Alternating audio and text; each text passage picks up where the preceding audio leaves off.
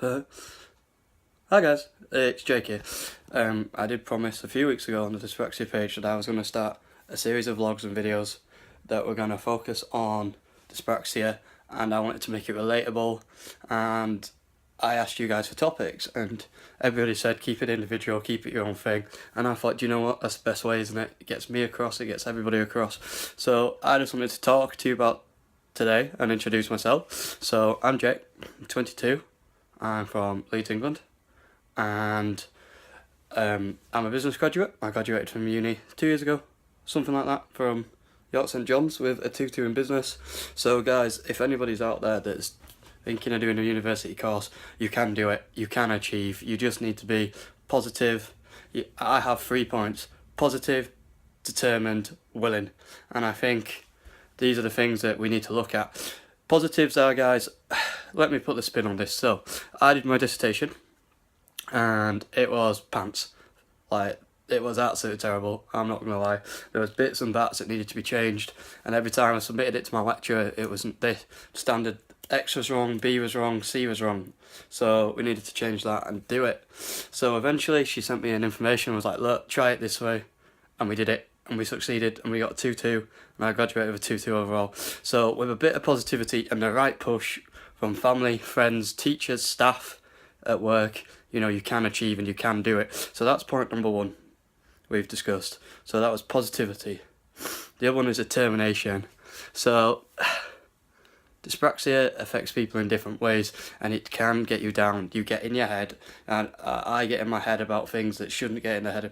If it's what happened yesterday at work, or it's because I, did something stupid, or I dropped something and everybody in the pub went way. That kind of thing sends you into a spiral. But with the determination, you can grip that. So an example I would like to use in my own life is football. I'm a football fan, I'm a massive Leeds United fan.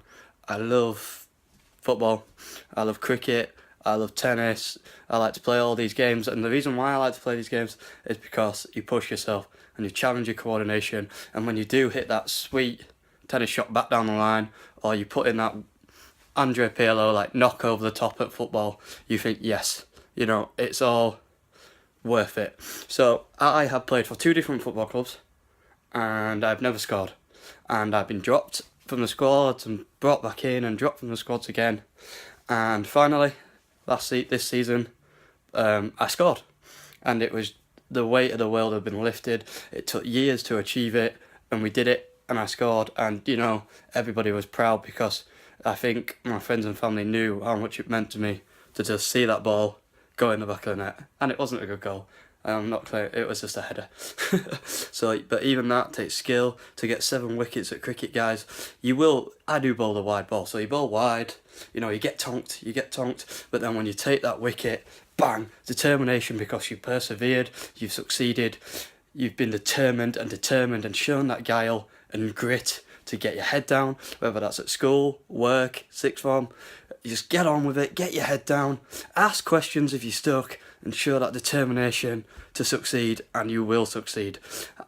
And you will succeed. Take that from me, guys. We've all been there, we've all been down, we've all been pushed from pillar, assignments on top of us, but if you stick and plough through, we can do it. So willing. And I think this is a big one. I think for the person with dyspraxia, I think you have to be willing to succeed.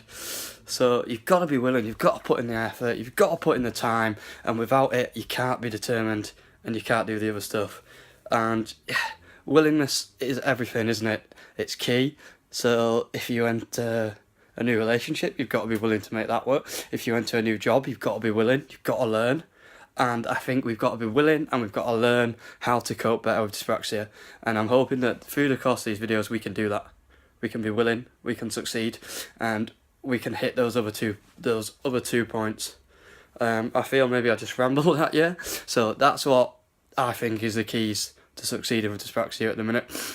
So I've introduced myself, those are the keys. And guys, I want to say this, these are going to be there, and if they're crap, they're crap. If they're not, they're not.